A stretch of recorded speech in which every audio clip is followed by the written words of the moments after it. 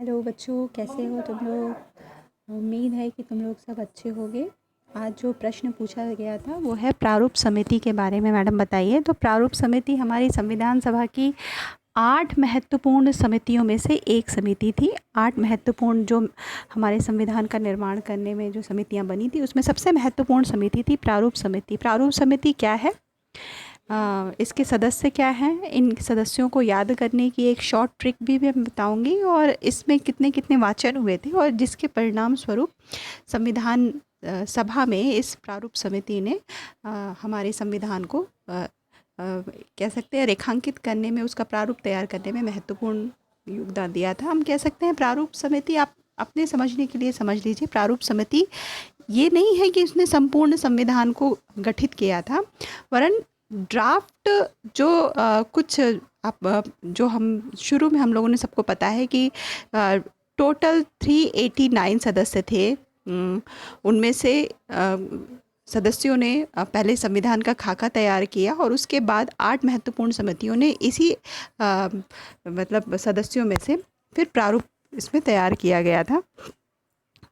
अब अपने समझने के लिए लिखिए कि संविधान पहले बना है ना, मोटे मोटे तौर पे उसको बेस तैयार किया गया था, और ये प्रारूप समिति ने क्या किया, इसी बेस को फिर से उसमें कि क्या रखना है संविधान में, क्या हटाना है, कौन कौन सी चीज़ें हमारे देशवासियों के लिए, यहाँ के संसाधनों के लिए महत्वपूर्ण है या इस प्रकार की व्यवस्था चलेगी, इसी को कह सकते हैं फिर से पुनर्संशोधित या पुनर्मूल्यांकित करने का काम जो करती है वो प्रारूप समिति है। जैसा कि आप स्क्रीन पे बच्चों देख रहे हैं, प्रारूप समिति जो ड्राफ्टिंग कमेटी है, इसका गठन 29 नवंबर 1947 को हुआ था। इस समिति में जिसने संविधान का प्रारूप तैयार करने की, मैं फिर से बता रही हूँ कि इसने नई रचना नहीं की थी, वरन सदस्यों ने पहले एक मोटे मोटा खाका पेश किया और इसी खाका को फिर से कि हमको क्या हमारे देश के अनुकूल होगा, क्या चीज़ें होंगी, इसको फिर से देखने का, समझने का या फिर से इसको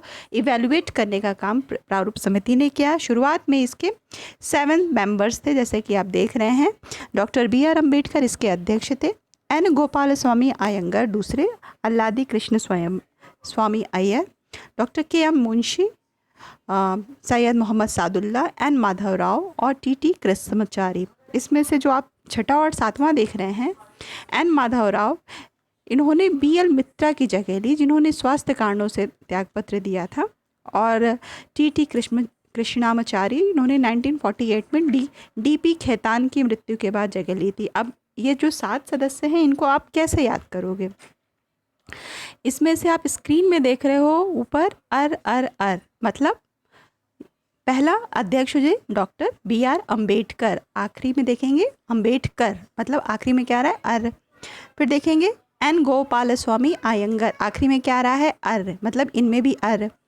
और तीसरा क्या देखेंगे, अल्लादी कृष्ण स्वामी अय्यर, इसमें तीसरे में क्या आ रहा है अय्यर, इसमें भी अर आ रहा है। तो 3 ऐसे सदस्य थे जिन्होंने, जिसके अंत में अर आता है, तो ऐसे आप रखिए 3 सदस्य अर अम्बेडकर, अयंगर, अय्यर, ठीक है। फिर इधर देखिए आया है मुंशी मोहम्मद माधव कृष्ण। मुंशी मोहम्मद माधव कृष्ण, इसको आपको याद करना पड़ेगा, के.एम. मुंशी, मोहम्मद सादुल्ला, माधवराव और कृष्णा मतलब कृष्णमाचारी।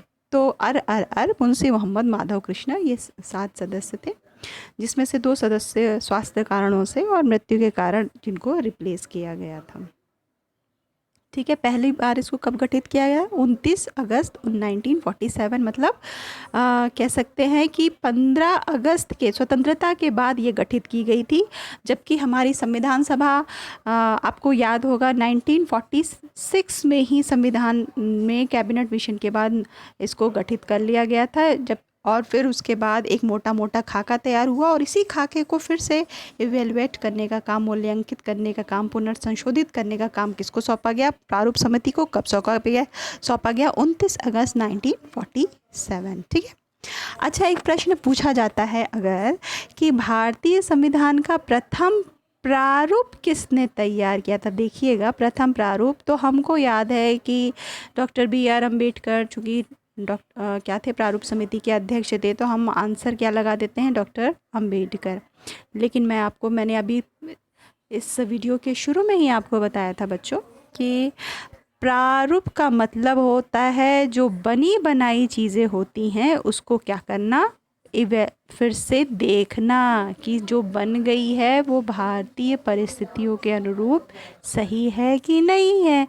तो पहली बार प्रारूप तैयार जो करने का काम, जो खाका तैयार, मोटे आप अपनी समझ के लिए खाका तैयार किसने किया था? सर BN राव ने, जो हमारे संविधान सभा के संवैधानिक प्रमुख भी थे। संवैधानिक प्रमुख कौन थे? BN राव।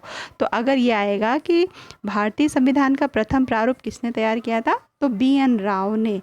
जो उन्होंने तैयार किया था, इसमें कितने अनुच्छेद थे? 343 अनुच्छेद और 13 अनुसूचियाँ थी। इसी प्रारूप, इसी जो खाका था, इसको किसको सौंपा गया?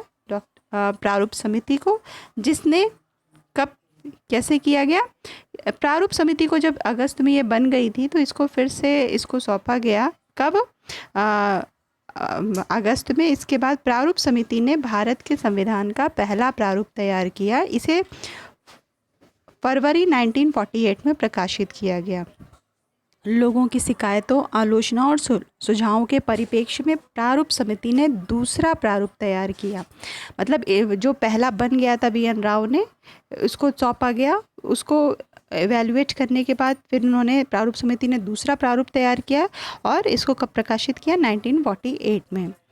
प्रारूप समिति ने अपना प्रारूप तैयार करने में भी 6 माह से अधिक का समय लिया।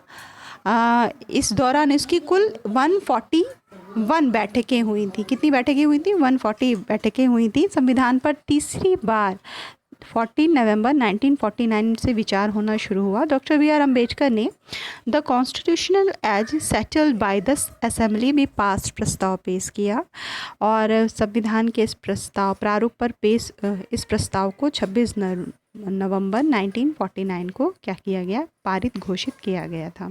ठीक है। 26 नवंबर 1949 को भारत का संविधान अंगीकृत किया गया और 24 नवंबर 1950 को माननीय सदस्यों ने इस पर अपने हस्ताक्षर किए। कुल 284 सदस्यों ने वास्तविक रूप में संविधान पर हस्ताक्षर किए। उस दिन संविधान पर हस्ताक्षर किए जा रहे थे और हल्की हल्की बारिश हो रही थी। इस संकेत को बहुत शुभ शगुन माना गया था। खैर, 26 नवंबर 1950 को भारत का संविधान लागू हुआ और उसी दिन संविधान का अस्तित्व समाप्त हो गया और इसका रूपांतरण 1952 में इस नई संसद के गठन तक अस्थायी रूप से शामिल किया गया।